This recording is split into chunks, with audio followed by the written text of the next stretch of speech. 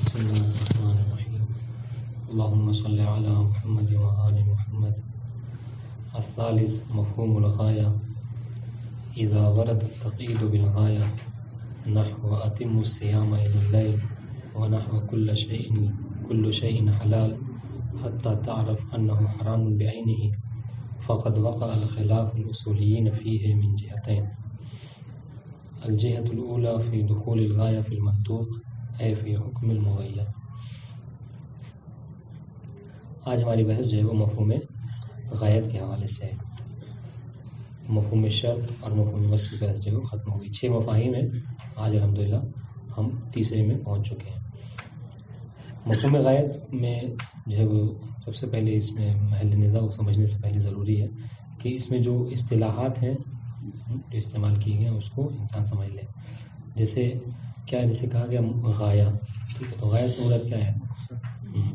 تو غایہ سے مراد یہاں پر آپ مقصد نہ سمجھیں، یہ مقصد بھی کہہ لیں. اہم چیز یہ ہے کہ غایہ سے مراد جو ہے وہ کوئی مسافت کے اعتبار سے نہ سمجھے. مسافت کے حساب سے جیسے ہم کہتے ہیں کہ سرت من البصرۃ الی الکوفہ، یہ ایک مسافت کے اعتبار سے انتہا. دیکھیے یہ جو نہایت ہے وہ اس کے اعتبار سے، بلکہ آپ اس کو غایت کا مطلب نہایت سمجھیں، انتہا. اب یہ انتہا ہر چیز میں تصور ہے، کسی بھی چیز میں، ٹھیک ہے. ایک بات اس پر کہا کہ 3 چیزیں ہیں. ایک ہے غایت، ادات غایت اور مغیہ. ٹھیک ہے. غایت کیا ہے؟ کہتے ہیں غایت وہ ہے کہ جو ادات غایت یعنی وہ جو الا حتی وہ حروف ادات، وہ حروف کہ جو غایت پر دلالت کرتے ہیں. اب یہ حروف جو ہیں وہ سمجھ لیجیے ادات غایت ہیں، یہ حد فاصل بن جائیں گے مغیہ اور غایت کو سمجھانے کے لیے آپ کو. ٹھیک ہے. ادات غایت سے پہلے جو ذکر ہو وہ مغیہ ہے اور اس کے بعد جو ذکر ہو وہ غایت ہے. مطلب ہے. تو اب اس میں کلام یہ ہوتا ہے کہ کیا غایت جو ہے وہ مغیہ میں داخل ہے یا نہیں ہے. ٹھیک ہے.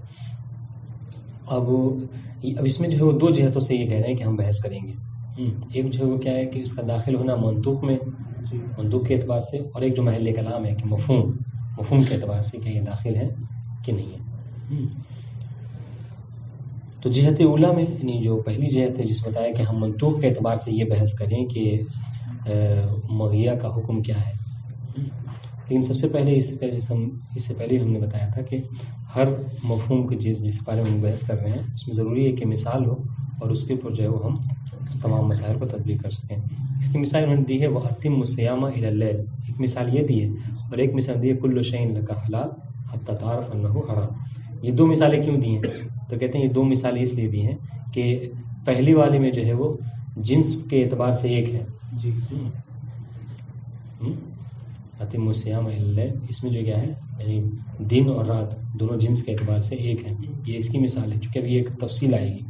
اور دوسری والی مثال اس لیے دی ہے کہ چونکہ حلال اور حرام جو ہے وہ دونوں جنس کے اعتبار سے ایک نہیں ہے. تو پہلے والے میں جو ہے وہ دلالت ہے یعنی غایت جو ہے وہ مغیہ میں داخل ہے جب جنس کے اعتبار سے ایک ہو، اور دوسرے والے میں جب جنس کے اعتبار سے مختلف ہو تو وہ داخل نہیں ہے کیونکہ حرام اور حلال کا کوئی میل نہیں ہے، آپس میں نہیں مل سکتے. ٹھیک نہیں ٹھیک ہے. لیکن آپ جب یوم کہیں تو اس میں دن اور رات داخل ہو جاتے ہیں کہ نہیں ہوتی؟ اس اعتبار سے ہو جاتے ہیں. اب دیکھیے آپ ان کا کہ ہم جہت اولا میں منطوق کے اعتبار سے بحث کریں گے، ہے نا. تو منطوق کے اعتبار سے بتائیں سب سے پہلے اس میں 2 چیزیں ہیں. جہت اولا میں 2 باتیں بتائی ہیں آپ کو. ایک یہ جو الا بھی جو ہے استعمال ہوتا ہے غایت کے لیے ادات غایت کے طور پہ، اور حتی بھی جو ادات غایت کے طور پہ استعمال ہوتا ہے.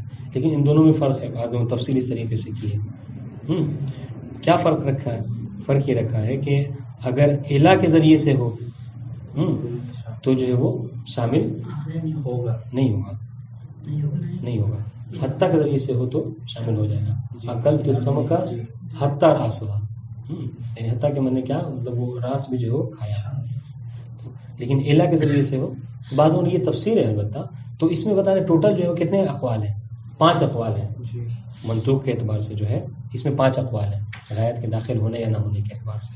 ایک پہلا 2 قول تو اس میں ذکر نہیں ہے، 3 کو ذکر کیا ہے. جو 2 قول نہیں ذکر ہے وہ آپ مطلب ازہر من الشمس ہے. کیا یہ مطلقاً جو ہے وہ غایت مغیہ میں داخل ہے، ٹھیک ہے.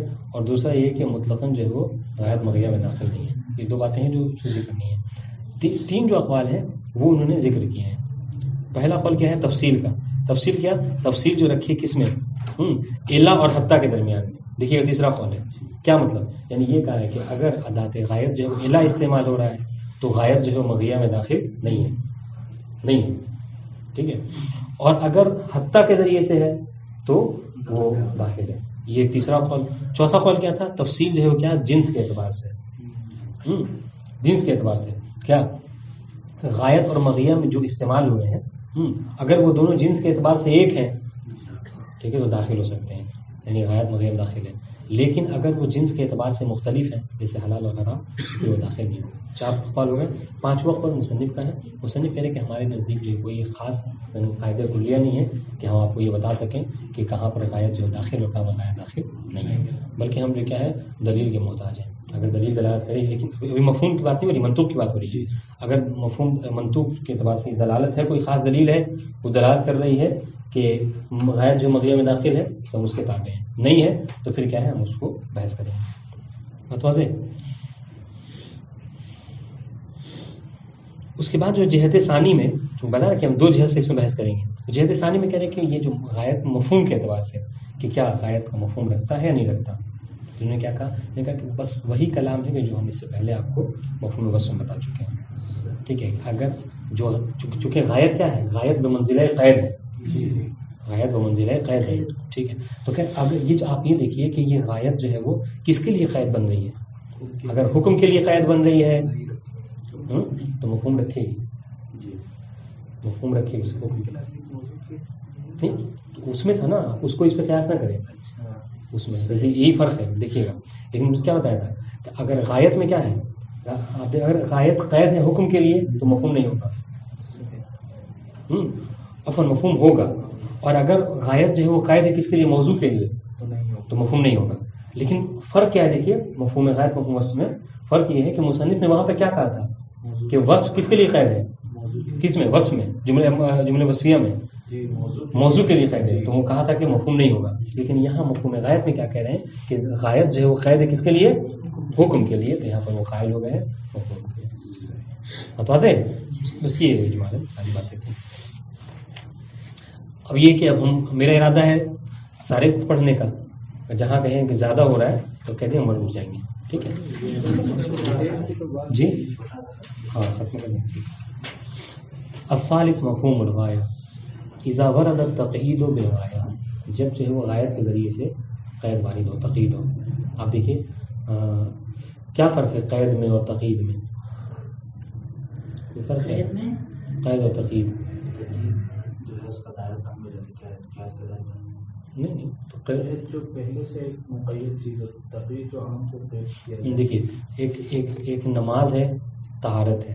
ٹھیک ہے، یاد رکھیے گا نماز طہارت. تو اگر آپ یہ کہیں تو نماز کے لیے طہارت کیا ہے؟ قید ہے. لیکن صلاۃ مع طہارہ یہ تقیید ہے. اسی کو تقیید بھی کہتے ہیں، اسی کو تقید بھی کہتے ہیں. ٹھیک ہے. تو اب یہ کہہ رہے ہیں کہ اگر غایت کے ذریعے سے تقیید ہو، اور تقیید کیوں کہہ رہے ہیں؟ کیونکہ ہم نے کیا کہا تھا کہ ہر وہ چیز کے جو تزہیر کا سبب بنے. ہاں اب دیکھیے یہاں پر کیا ہے، جب یہ کہہ دیا کہ رات تک کے نماز کو جو ہے وہ روزے کو جو ہے وہ تمام کرو، ایک طرح کی ایک تضییق ہو گئی، ورنہ آپ رات میں بھی روزہ رکھ سکتے تھے. ہے کہ نہیں؟ اس کے دائرے کو محدود کر دیا. پہلا تو کہہ رہے اذا ورد التقیید بالغایہ، اگر جو ہے وہ قید کے طور پہ، تقیید کے طور پہ غایت کو استعمال کیا جائے. جیسے اس کی مثال دے رہے ہیں وَأَتِمُّ الصِّيَامَ إِلَى اللَّيْلِ. اب اس مثال میں غایت کیا ہے؟ مغیہ کیا ہے؟ الا ادات غائب. ٹھیک ہے. وَنَحْوَ كُلُّ شَيْءٍ حَلَالٌ حَتَّى تَعْرَفْ أَنَّهُ حَرَامٌ بِعَيْنِهِ. بات واضح. اس میں بھی وہی ہے، غایت کیا ہے؟ یہ حتیٰ کے بعد تعرف انہ حرام والی. ٹھیک ہے. ہاں اب یہاں پر کیا ہے، 2 باتیں بتا دیں کہ 2 مثال اس لیے دیا تھا کہ ایک میں جنس ایک ہے، ایک میں جنس مختلف ہے. یا آپ وہ ہٹائے کہ یہ تو ایک اختلافی بات ہے، جنس وہ والی بات. ہم کہہ رہے ہیں کہ ایک کا جو ہے وہ مفہوم ہے اور ایک کا مفہوم نہیں ہے، یہ کہہ سکتے ہیں کہ 2 مثالیں اس لیے دی ہیں. فقد وقع خلاف الاصولین فیہ من جہتین. تو یہاں پر کیا ہے، جب تقیید غایت کی ضرورت ہے، یہاں پر اصولین میں 2 جہتوں سے اختلاف ہے. یعنی منطوق میں بھی اس جملے کے اختلاف ہے اور مفہوم میں بھی اختلاف ہے. ہمیں گھر سے ہماری بحث جو ہے کیا ہے، کس میں ہے؟ ہمیں مفہوم کو بتانا تھا، لیکن پھر بھی ہم منطوق سے بحث کر رہے ہیں. کیوں؟ چونکہ مفہوم لازمہ ہوتا ہے منطوق کا. تو تو پہلے آپ کو ضروری ہے کہ آپ کے پاس منطوق واضح ہو. تو اب من جہت اولا کیا ہے؟ جہت اولا وہ منطوق کے اعتبار سے وہ یہ کیا، جیسے کہ حل غایا ان الغایا حل ہی داخل فی المغیہ ام لا من جہت المنطوق، یہ پہلی والی جہت. ٹھیک ہے، پہلی جہت میں یہ بتا رہے ہیں کہ منطوق کے اعتبار سے غایت مغیہ میں داخل ہے یا نہیں ہے، اور دوسری جہت میں یہ بتائیں گے کہ غایت جو ہے مغیہ میں داخل ہے مفہوم کے اعتبار سے یا نہیں. یہ بس الجہت الاولى في دخول الغاية في المنطوق اي في حكم المغية فقد اختلفوا في، تو اس میں اختلاف ہے فقہا میں، في ان الغاية وهي الواقعة. دیکھیے خود غایت کی تعریف بتا رہے ہیں. غایت کیا ہے؟ یا کسی نے کسی طرف پلٹے گی؟ احسن، غایت کی طرف. هي الواقعة بعد ادات الغاية. غایت کسے کہتے ہیں؟ جو ادات غایت کے بعد واقع ہو. جیسے نحو الا وحتی، یہ کیا ہے؟ یہ کسی مثال ہے؟ ادات غایت کی مثال ہے. جی. حل ہی داخلۃ فی المغیہ حکمن ام خارجۃ او خارجۃ عنہ. ٹھیک ہے، کیا یہ حکمن جو ہے وہ مغیہ میں داخل ہے یا اس سے خارج ہے؟ وانما ينتهي الیہ المغیہ موضوعا وحکما علی اقوال خمسہ. اور یہ جو یہ غایت کی طرف جو ہے وہ مغیہ جو ہے وہ، یعنی کیا مطلب، یعنی کہنے کا مطلب جو مغیہ کا حکم ہے وہ صرف مغیہ تک منحصر نہیں رہتا، بلکہ مغیہ کا حکم سرایت کرتا ہے غایت کی طرف بھی، موضوع کے اعتبار سے بھی حکم کے اعتبار سے. ایسا ہے نہیں ہے کہ اس میں 5 اقوال ہیں، فی ہے اقوال. اب یہاں پہ آگے پڑھا لیجیے، اقوال خمس کہہ لیں گے تو آپ کو یاد رہے کہ 5 اقوال ہے. اچھا 3 یہاں پہ ذکر ہے، لیکن تو 2 وہی ہیں جو بتایا تھا. بعد نے کہا کہ مطلقاً داخل ہے، بعد نے کہا کہ مطلقاً داخل نہیں. 2 ختم ہو گئی. تیسرا قول منہا. دیکھیے منہا اب تفصیل کہہ دیا. تفصیل کہنے کا مطلب کیا ہے کہ کچھ باتیں ایسی ہیں جس میں تفصیل نہیں، مطلقاً انہوں نے کہا. منہا التفصیل، بات نہ واضح ہو تو بتائیے گا، دہرا لیں گے. منہا التفصیل بین کونہا، یعنی کونہا کی کہاں پلٹے گی؟ ہاں، کون الغایہ من جنس المغیہ فتدخل فیہ. تو اگر غایت مغیہ کے جنس میں سے ہو تو کیا ہوگا؟ تو غایت جو ہے وہ مغیہ میں داخل ہو جائے گی. فتدخل میں ہیا کی ضمیر ہے، کس کی طرف پلٹے گی؟ احسنتم، فیہ فی المغیہ. جیسے صمت النہار الی اللیل. ٹھیک ہے. یہ وبین کونہا، یہ تفصیل ہے. ایک تو کس میں؟ جنس. وبین کونہا من غیر جنس، جی غیر جنس ضمیر.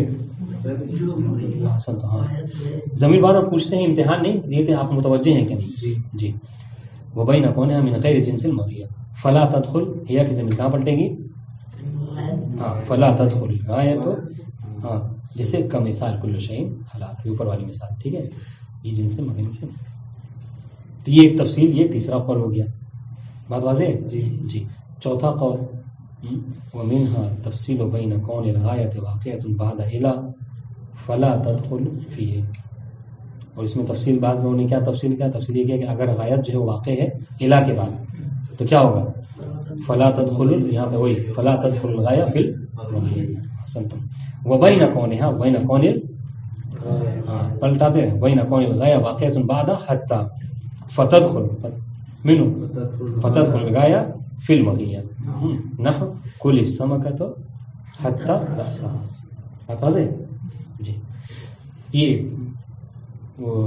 کون سا قول ہو گیا؟ یہ چوتھا قول ہو گیا. 5واں جو ہے مصنف آپ نے کیا اختیار کیا؟ منطوق کے اعتبار سے غایت مفہوم میں داخل ہے نہیں ہے. مصنف کہہ رہے ظاہر انه لا ظہور لنفس التقیید بالغایہ فی دخولها فی المغیہ ولا فی عدمہ. کہ ہم کہہ رہے ہیں کہ ہمارے نزدیک کوئی ظہور نہیں ہے جس وجہ سے ہم آپ کو قاعدہ کلیہ بتا سکیں کہ غایت جو مغیہ میں داخل ہے یا نہیں. ٹھیک ہے. بل یتبع ذلک الموعظ والقرائن الخاصہ الحاقہ بالکلام. بلکہ کیا ہے، بلکہ ہم دیکھتے ہیں کہ اگر کلام میں کوئی ایسا قرینہ موجود ہے کہ متکلم یہ چاہ رہا ہے کہ غایت جو ہے مغیہ میں داخل ہے تو ہم اس کو داخل کریں گے. اگر قرینہ اس بات پہ ہے کہ نہیں چاہ رہا ہے تو اس کو داخل نہیں کریں گے. بات واضح ہے؟ یہ مصنف کر دیا. نعم، ہاں ایک صورت ہے کہ لا ينبغي، اس سے استدراک کرنا، یہ جو ظاہر تھا نا اس سے استدراک کریں کہ لا ينبغي الخلاف فی عدم دخول الغایہ فیما اذا كانت غایۃ للحکم. ہاں، اس میں اختلاف نہیں ہونا چاہیے اگر غایت حکم کے لیے قید ہے. ٹھیک ہے، تو پھر وہ کیا ہے؟ پھر وہ مغیہ میں داخل نہیں ہے.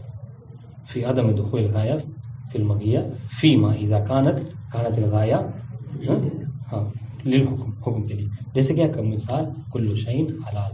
آپ دیکھیے نا کیوں کہہ رہے ہیں کہ یہ حکم کے اعتبار سے ہے.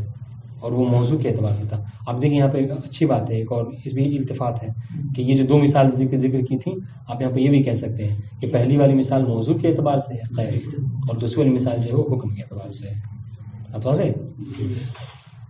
تو یہ دیکھیں یہ کیا ہے، یہ غایت جو ہے کل شیء لک حلال حتی ترى، یہ جو کیا یہ اس کے لیے ہے، حکم کے لیے ہے. اب جو حکم تو حلال اور حرام دو الگ الگ حکم ہیں، وہ دونوں ایک کبھی نہیں ہو سکتے. فَإِنَّهُ لَا مَعْنَى لِدُخُولِ مَعْرِفَةِ الْحَرَامِ فِي حُکْمِ اللَّهِ. دیکھیں آپ جب کہتے ہیں کہ غایت مغیہ میں داخل ہے، اس کا مطلب کیا ہے کہ دونوں کا حکم ایک ہو جاتا ہے، حکمن ایک ہو جاتے ہیں. تو مسلم کہ کیسے ہو سکتا ہے کہ حلال اور حرام دونوں ایک ہو سکتے ہیں؟ حلال اور حرام جو دونوں ایک نہیں ہو سکتے. لیکن دن اور رات ایک نہیں ہو سکتے، اس اعتبار سے نہیں ہے، لیکن روزے کے اعتبار سے ہے کہ آپ کا روزہ اس طریقے سے دن میں صادق آ رہا ہے، رات میں بھی آ سکتا ہے. یہ سنی سب ایسا کہتے ہیں کہ مطلب اس میں داخل نہیں ہے، لہٰذا بس دن ہی دن میں آپ کو روزہ توڑ دینا ہے، ہر حال میں رات میں نہ جائے. بات آ رہی ہے؟ ہاں. ثم ان اب یہاں پہ ایک بتا رہے ہیں کہ یہ جو حتیٰ ہم نے استعمال کیا، انہوں نے کہا کہ کبھی الہ کا استعمال ہوتا ہے غایت کے لیے، کبھی حتیٰ کا. یہ کہہ کہ حتیٰ کی دو قسمیں ہوتی ہیں، حتیٰ کبھی جو ہے وہ جارہ ہوتا ہے اور کبھی حتیٰ عاطفہ ہوتا ہے. تو یہاں پر آپ جو مطلب غایت میں حتیٰ کو استعمال کریں گے، اس سے کیا مراد لیں گے؟ عاطفہ کو لیں گے، جارہ کو لیں گے؟ علماء میں اختلاف ہو گیا.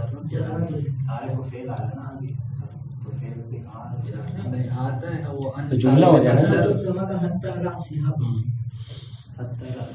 خیر سنیے، کہہ رہے کہ یہ جو حتیٰ ہوتا ہے یہ حتیٰ جارہ ہوگا، عاطفہ نہیں ہوگا. کیوں نہیں ہوگا عاطفہ؟ دیکھیے اور ادھر سنیے، وہ یہ جارہ ہی ہے، دیکھ لیجیے گا. ہاں کہہ رہے ہیں جارہ ہے، عاطفہ نہیں ہوگا. کہا کیوں نہیں ہوگا عاطفہ؟ عاطفہ اس لیے نہیں ہوگا کہ عاطفہ کا کام کیا ہوتا ہے؟ ہم نے کہا جاء زید و عمرو، ٹھیک ہے. تو یہ واو کیا بتا رہا ہے کہ عمرو اور زید جو ہے وہ ایک چیز میں ایک ہے. کس میں؟ یعنی مجیء میں. یہ جو حکم آپ اس پہ لگا رہے ہیں وہی حکم جو اس پہ لگا رہے ہیں، دونوں ایک ہے. لیکن تو اگر یہاں پر یہ ہو تو پھر تو جہاں بھی اگر حتیٰ کو عاطفہ مانیں گے تو غایت حتمن جو ہے کیا مغیہ میں داخل ہے، پھر یہ اختلاف کی بات ہی نہیں رہے گی. سمجھ رہے ہیں؟ چونکہ واو عاطفہ کا مطلب کیا ہے کہ دونوں حکم کے اعتبار سے ایک ہوں گے. لیکن ہاں تو یہاں پہ اس لیے کہہ رہے ہیں کہ یہاں پر یہ حتیٰ جارہ ہوگا، تو وہاں پہ اختلاف آپ کا صحیح ہوگا کہ اب یہاں پر آپ بحث کر سکتے ہیں، اختلاف کر سکتے ہیں کہ کیا غایت مغیہ میں داخل ہے یا نہیں ہے. تو یہاں پر کہہ رہے ہیں کہ ہم جو کہہ رہے ہیں نا ثم ان المقصود من کلمۃ حتیٰ، یہ حتیٰ جو الہ اور حتیٰ کا نہیں، حتیٰ سمجھ حتیٰ جارہ ہے، التي يكون كلاما یہ حتیٰ الجارہ. بات واضح؟ دون العاطفہ، عاطفہ کو یہاں پر مراد نہ لیجیے. کیوں؟ وَإِن كَانَتْ تَدْخُلُ الْغَایَةَ أَيْضًا، کہہ رہے کہ ہاں گرچہ ہوتا ہے کہ ہم اس سے انکار نہیں کر رہے ہیں، حتیٰ عاطفہ بھی ہوتا ہے، لیکن اگر حتیٰ عاطفہ ہوگا تو پھر وہاں پہ اختلاف نہیں رہ جائے گا، پھر یہ محل بحث میں بات داخل نہیں ہوگی، اتنے نظریات نہیں ہوں گے. لأن العاطفہ، دیکھیں دلیل کیوں کہہ رہے ہیں کہ عاطفہ نہیں ہے جارہ ہے. کیوں؟ لأن العاطفہ یجب دخول ما بعدها فی حکم ما قبلها. حتیٰ کا یہ عاطفہ کا یہ ہوتا ہے کہ جو ما بعد ہے وہ ما قبل میں داخل ہوتا ہے. لأن هذا هو المعنى العطف. اگر دونوں میں حکم کے بعد دونوں الگ الگ ہیں تو پھر عطف کرنے کا کوئی مطلب نہیں بنتا ہے. ٹھیک ہے کہ عطف مغایرت چاہتی ہے، لیکن جہاں عطف مغایرت ہے وہیں حکم کے اعتبار سے دونوں کو ایک کر دیتا ہے. ٹھیک ہے، زید اور عمر خارج میں الگ الگ ہیں لیکن آنے میں دونوں ایک ہو جاتے ہیں. فإذا قلت، بس جب آپ یہ کہتے ہیں کہ مات الناس حتی الانبیاء، حتی الانبیاء یہ پڑھیں گے، کیا پڑھیں گے؟ یہ عاطفہ کی مثال ہے. ہاں فإن معناه أن الأنبیاء ماتوا أيضا، اس کا مطلب کیا ہے کہ حتیٰ جو ہے وہ انبیاء یعنی لوگ مرے، حتیٰ کہ یعنی اور انبیاء بھی. ٹھیک ہے. بل حتى العاطفہ تفید ان الغایہ هو الفرد الفائق على سائر الافراد المغیر في القوة او الضعف. بلکہ کہہ رہے ہیں کہ یہ جو حتیٰ عاطفہ ہے، حتیٰ عاطفہ یہ تو چھوڑیے نا، مطلب ہم یہ کہہ رہے ہیں کہ دونوں حکم ایک ہوں گے، بلکہ ہم کہہ رہے ہیں کہ حتیٰ عاطفہ یہ بھی فائدہ دیتا ہے کہ جو غایت ہے وہ مغیہ کے افضل افراد میں سے ہے. دیکھیے بات سمجھ آ رہی نہیں آ رہی؟ انہوں نے کہا کہ ہماری اصل بحث کیا ہے منطوق کے اعتبار سے. اب تو جہت اولیٰ میں ہماری یہ بحث ہو رہی تھی کہ غایت مغیہ میں داخل ہے یا نہیں ہے. یہ بحث ہو رہی تھی. اگر آپ اس کو عاطفہ سمجھیں گے تو پھر کیا ہے, بحث کا کوئی مقام ہی نہیں ہے, حتماً غایت مغیہ میں داخل ہوگی. اور کہہ رہے کیوں؟ اس لیے کہ حکم اعتبار سے عاطفہ کا یہ ہوتا ہے کہ وہ دونوں ایک ہوتے ہیں حکمن. تو اب تھوڑا سا ترقی کر رہے ہیں کہ یہ چھوڑیے, بلکہ جو غایت ہوگی اگر عاطفہ مانیں گے تو مغیہ کے افضل افراد میں سے ہے. ہاں, اب یہ کبھی کبھی شدت کے اعتبار سے ہے اور کبھی کبھی ضعف کے اعتبار سے ہے. شدت کے اعتبار سے ہی مات الناس حتی الانبیاء, یعنی کیا ہے, یعنی انبیاء تک کے جو کیا ہے ان کو علم ہوتا ہے. جب غایت کے افراد افضل ہو رہے ہیں, مغیہ کے افراد غایت کے افضل ہو رہے ہیں, مغیہ کے حکم میں آ گئے نا غایت کے افضل ہو رہے ہیں. یعنی وہ کہتے ہیں نا جب مرسل اعظم نہ رہے کون رہے گا, یہ بات ہے. تو یہ فی القوہ. والضعف کیا ہے؟ مات الناس حتی النملہ, کہہ لیجیے النملہ تو یعنی چینٹی بھی, ٹھیک ہے. یہ تو یہ ضعف کے اعتبار سے, یعنی لوگ مرے لیکن وہ بیچاری ضعیف چینٹی بھی مرے. ٹھیک. فَكَيْفَ يَتَصَوَّرُ أَلَّا يَكُونُ الْمَعْطُوفُ بِهَا دَاخِلًا فِي الْحُكْمِ. تو پھر یہاں پر یہ تصور ہی نہیں کیا جا سکتا کہ جو غایت ہے وہ حکم کے اعتبار سے اس میں مغیہ میں داخل نہیں ہے, بلکہ عاطفہ ہے تو حتماً داخل ہی ہوگی. بات واضح ہے؟ بل قد یکون هو الاسبق فی الحکم. بلکہ اور سنیے, بلکہ کہیں جو غایت اگر عاطفہ مانیں گے آپ حتیٰ کو, تو جو غایت ہے وہ حکم کے اعتبار سے اسبق ہوگا. جیسے اس والی مثال میں مات کل اب حتی آدم, یہاں پر موت کے اعتبار سے جناب آدم کی باری پہلے تھی, بعد میں جو اوروں کی والد کی ہے. بات واضح. خیر, تو یہ جہت اولیٰ میں ہماری بحث تھی منطوق کے اعتبار سے. اب کہہ رہے ہیں کہ جہت ثانیہ میں ہماری بحث ہے مفہوم کے اعتبار سے کہ کیا غایت مغیہ میں داخل ہے یا نہیں ہے. یہاں پہ کہہ رہے ہیں کہ وہی فی مفہوم وہی موضوع البحث ہونا, اور اصل میں ہماری بحث جو کیا ہے مفہوم غایت میں یہی ہے. ٹھیک ہے, ہم نے آپ کو منطوق کے اعتبار سے بتایا, لیکن مفہوم بحث میں مفہوم غایت میں ہماری بحث یہی ہے. فإنه قد اختلفوا في أن التقييد بالغایہ قطع نظر ان قرین خاص. ہم کریں کہ ہاں یہ چیز محل نظر ہے کہ ہمیں قرینہ درکار نہیں ہے, قرینہ جو ہوگا ہم اس پر عمل کریں گے. لیکن اگر قرینہ سے قطع نظر کر دیا جائے لو خلیہ ونفسہ, تو کیا مفہوم کے اعتبار سے غایت مغیہ میں داخل ہے یا نہیں, یہ بحث. تو اب یہاں پہ کیا ہوگا, محل نظر اس طریقے سے ہوگا کہ حل یدل علی انتفاء سنخ الحکم اما وراء الغایہ ومن الغایہ نفسها اذا اذا لم تكن داخل في المغیہ او لا. کہہ رہے کہ اگر غایت جو ہے, غایت یا اس کے بعد جو غایت کے بعد جو چیزیں استعمال کی گئی وہ جو ہے داخل ہے مغیہ میں یا نہیں ہے, ٹھیک ہے, حکم کے اعتبار سے. اس لیے کہ اگر وہ داخل ہوں گی تو کیا ہوگا, تو کہہ رہے کہ پھر مفہوم ہوگا, ہے نا, اور اگر داخل نہیں ہوں گی تو پھر مفہوم نہیں ہوگا. یہ ہماری بحث ہے کہ, لیکن البتہ یہاں پہ دیکھیے سنخ حکم کہا ہے, شخص حکم نہیں. حل یدل علی انتفاء سنخ الحکم اما وراء الغایہ, کہ کیا سنخ حکم جو ہے وہ منتفی ہو جاتا ہے کس سے, جو غایت اور اس کے بعد وہ ما بعد الغایہ ہے. ٹھیک ہے, اذا لم تکن داخلۃ فی المغیہ, جب لم تکن میں کا وہ کون اسم کون ہے, ہاں لم تکن الغایہ داخلۃ فی المغیہ, تو کیا اس وہ منتفی ہوگا یا نہیں ہوگا, اولا یا منتفی نہیں ہوگا, اس میں بحث ہے. فنقول مصنف آپ نے کیا اختیار کیا, کرے ان المدرک فی دلالۃ الغایۃ المفہوم کالمدرک فی الشرط والوصف. کہ وہی جو دلیلیں ہماری وہاں پہ تھیں, جو اختیار ہم نے وہاں کیا تھا مفہوم شرط اور وصف میں, وہی جو ہم یہاں پر بھی داخل کریں گے, یہاں پر بھی اختیار کریں گے. وہی کیا مطلب کہ اگر آپ اس کو جو ہے وہ قید مان رہے ہیں حکم کے لیے تو مفہوم ہوگا, ہاں موضوع کے لیے مان رہے ہیں تو مفہوم نہیں ہوگا. بات سمجھ رہے ہیں؟ وصف میں تو موضوع کے لیے وہ مفہوم ہونا تھا, کل تو یہی بات ہے, موضوع کے لیے مفہوم تھا اور حکم کے لیے نہیں تھا. وصف میں نہیں, موضوع کے لیے تھا تو اس کا مفہوم تھا, حکم کے لیے تھا تو اس کا, تو یہ بات ہوئی تھی نا وصف میں. اگر تقیید ہو موضوع کے لیے تب مفہوم ہوگا, حکم کے لیے تقیید ہو تو مفہوم نہیں ہوگا. تو پھر مصنف وہاں وصف میں عدم کیوں کہا ہے؟ مصنف نے کہا تھا اگر حکم کے لیے قید ہے تو مفہوم ہوگا, موضوع کے لیے تو مفہوم نہیں ہوگا. انہوں نے کہا کہ کیونکہ موضوع کے لیے قید ہے لہٰذا ہم کہیں گے کہ اس کا مفہوم وصف نہیں, جو نوسیہ مفہوم نہیں. پڑھے پھر سے پلٹ لیں, زیادہ ایک صفحہ ہے پلٹیں. ہاں اب دیکھیے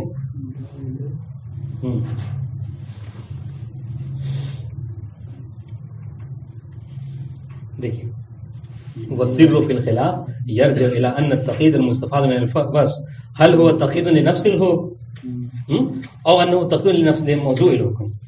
فان كان الاول ٹھیک ہے فان التقييد بالوصف يكون زائدا في انتفاء الحكم عند الانتفاء. اب جب انتفاء عند الانتفاء تو کیا ہوگا؟ مفہوم ہوگا. اب یہاں دیکھیے مصنف نے کیا اذا عرفت فنقول ان الظاهر في الوصف لو خلي وتبه انه من قبيل الثاني. کیا مطلب یعنی وہ کس کے لیے قید ہے؟ وصف موضوع کے لیے ہے. اے انه قید للموضوع لا للحكم فيكون الحكم من جهته مطلقا فلا مفهوم. اتنا جلدی بھول جا رہے ہیں. ہاں دیکھیے یہاں پہ کیا ہے وہ بات جو ہم نے وہاں پہ کہی ہے شرط اور وصف میں وہی بات ہم یہاں پہ بھی کہیں گے, بس اختیار میں فرق ہو جائے گا. وہاں ہم نے کہا تھا کیا کہ ہم موضوع کے لیے قید مان رہے ہیں, یہاں کہیں گے کہ ہم حکم کے لیے قید مانیں گے. اور اب جب یہاں آپ حکم کے لیے قید مانیں گے تو یہاں پر آپ گویا کہ آپ مفہوم غایت ہو جائیں گے, یعنی غایت کے مفہوم کے قائل ہو جائیں گے. بات واضح؟ دیکھیں ان المدرک فی دلالۃ الغایۃ المفہوم کالمدرک فی الشرط والوصف, کوئی فرق نہیں. فاذا كانت الغایہ قیدا للحکم كانت ظاہرۃ فی انتفاء الحکم فیما وراء الغایہ. ٹھیک ہے, تو دلیل کیا ہوگی کہ غایت کے بعد غایت یا خود غایت کے بعد سے جو ہے وہ اس انتفاع کے اوپر دلالت کرے, یعنی کیا مطلب ہوگا اس کا مفہوم. واما اذا كانت قیدا للموضوع او المحمول فقط. ٹھیک ہے, ہم کیا موضوع کہنے کا بھی محمول فلا دلالت لها علی المفہوم. تو بات بتا دی, لیکن مصنف آپ بتائیے کہ آپ کے نزدیک کیا کس کے لیے قید ہے غایت؟ کہہ رہے وعلیہ فما علم فی التقیید بالغایہ انه راجع الى الحکم بلا فلا اشکال فی ظہورہ فی المفہوم. لیکن جو ہمیں جو بات اب تک جو ہمیں پتہ چلا ہے وہ یہ کہ غایت قید ہوتی ہے کس کے لیے؟ حکم کے لیے. اب جب حکم کے لیے قید ہے تو کیا ہے وہ مفہوم میں ظاہر ہوگی, گویا کہ اس کو مفہوم ہوگا. جیسے مثل قولہ علیہ السلام کل شیء طاہر حتی تعلم انه نجس. ٹھیک ہے, وکذالک مثال کل شیء حلال. وَإِن لَمْ يَعْلَمْ ذَلِكَ مِنَ الْقَرَائِنِ. لیکن اگر قرینے سے یہ بات نہ پتہ چلے, کون سی بات کہ یہ کس کے لیے قید ہے؟ صحیح حکم کے لیے یا موضوع کے لیے. تو کہنے فلا يبعد القول بظهور الغایۃ فی رجوعها الى الحکم. تو ہم کیا کریں گے کہ اس کو ارجاع کریں کس کی طرف؟ حکم کی طرف, یعنی لو خلی و تبعو میں ہے تو حکم کے لیے. وَأَنَّ الْغَایَةَ غَایَةٌ لِلنِّسْبَةِ الْوَاقِعَةِ قَبْلَهَا. یہ غایت جو ہے کس کے لیے ہے؟ اس نسبت کے لیے کہ جو اس سے پہلے ماقبل میں ذکر ہے. وَقَوْنُ الْغَایَةِ غَایَةٌ لِنَفْسِ الْمَوْضُوع او نفس المحمول هو الذي يحتاج الى البيان والقرینہ. اب کہہ رہے کہ اگر آپ اس غایت کو قید مان رہے ہیں کس کے لیے؟ موضوع کے لیے. حکم کے لیے ماننا تو نہیں ہے, حکم کے لیے تو ٹھیک ہے ہاں, لیکن اگر آپ اس کو موضوع کے لیے قید قرار دینا چاہ رہے ہیں تو یہ محتاج بیان زائد ہے. اور ہم نے کیا کہا تھا کہ جو چیز محتاج بیان زائد ہوتی ہے اس کے لیے آپ کو بیان کے محتاج ہونا چاہیے, اور چونکہ متکلم مقام بیان میں ہوتا ہے اور اس نے نہیں بیان کیا ہے اس کا مطلب کہ اس کو مراد نہیں ہوتا. بات واضح. تو ہم نے کیا کیا, ہم نے غایت کو قید مانا حکم کے لیے چونکہ وہ اصل ہے, اور اگر آپ اس کو موضوع کے لیے قید مانیں تو بیان زائد کا محتاج ہے اور بیان زائد موجود نہیں ہے, لہٰذا ہم اس کو موضوع کے لیے قید اور محمول کے لیے قید نہیں مانیں گے. فالقول بمفہوم الغایہ هو المرجح عندنا. بس مصنف نے کیا کہا کہ ہمارے نزدیک غایت کا مفہوم ہوتا ہے. تو تین مفاہیم ہم نے پڑھا, مفہوم شرط, وصف اور غایت. ٹھیک ہے, ان تینوں میں دو کے مفہوم کے قائل ہوئے اور ایک کے مفہوم کے قائل نہیں ہوئے. شرط اور غایت کے جو مفہوم کے قائل ہوئے اور اس کے جو البتہ اس کے مطلب نہیں, اس کے جو شرائط جو اس کے ساتھ. السلام علیکم.